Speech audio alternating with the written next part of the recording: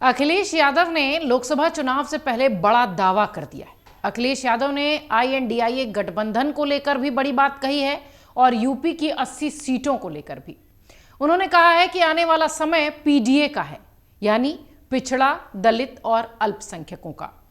Samajwadi party के राष्ट्रीय अध्यक्ष और पूर्व मुख्यमंत्री अखिलेश यादव ने कहा कि बीजेपी लोकतंत्र और संविधान को कमजोर कर रही है। समाजवादी पार्टी लोकतंत्र और संविधान को बचाने के लिए प्रतिबद्ध है।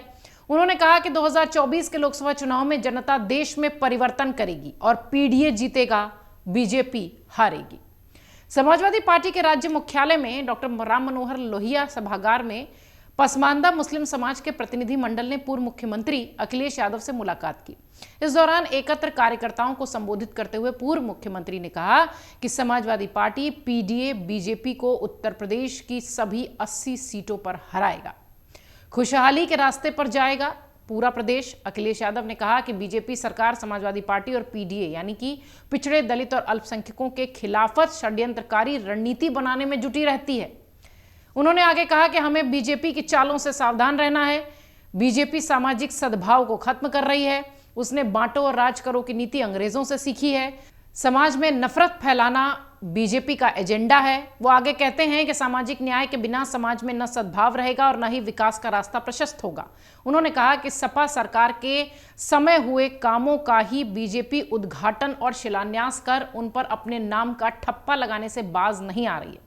उन्होंने कहा कि लोकतंत्र बचाने के लिए बीजेपी को हटाना जरूरी है, तभी डॉक्टर भीमराव अंबेडकर का संविधान बच सकेगा।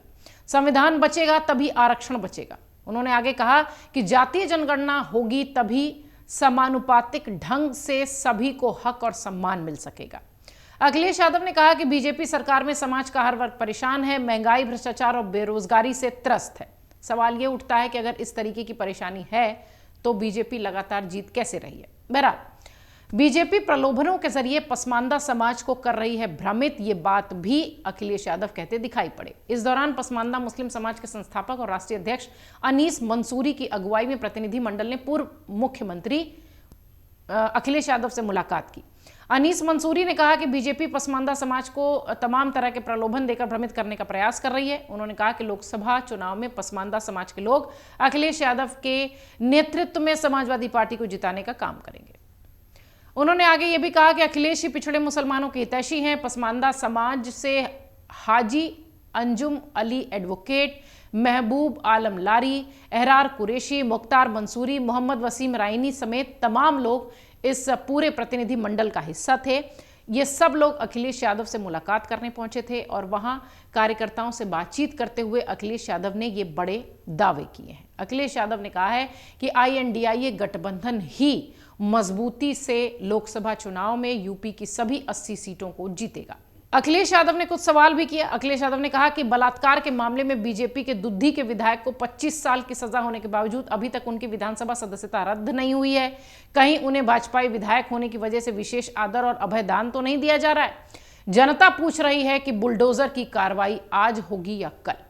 अखिलेश यादव बीजेपी पर हमलावर थे। लगातार कई मुद्दों पर वो बीजेपी को घेरते हुए दिखाई पड़े। इस बीच उनकी एक जो सबसे महत्वपूर्ण बात थी वो ये कि 80 सीटों पर इंडिया गठबंधन INDIA गठबंधन की जीत का उन्होंने दावा किया है। इसके साथ ही उन्होंने ये भी कहा है कि PDA का राज आगे होगा, यानी पिछड़ा, दलित और अल्पसंख्यकों के साथ समाजवादी पार्टी 80 की 80 सीटें लोकसभा में जीतेगी। INDIA गठबंधन को लेकर उनका यह दावा कितना सही साबित होगा ये तो चुनाव के बाद पता चलेगा।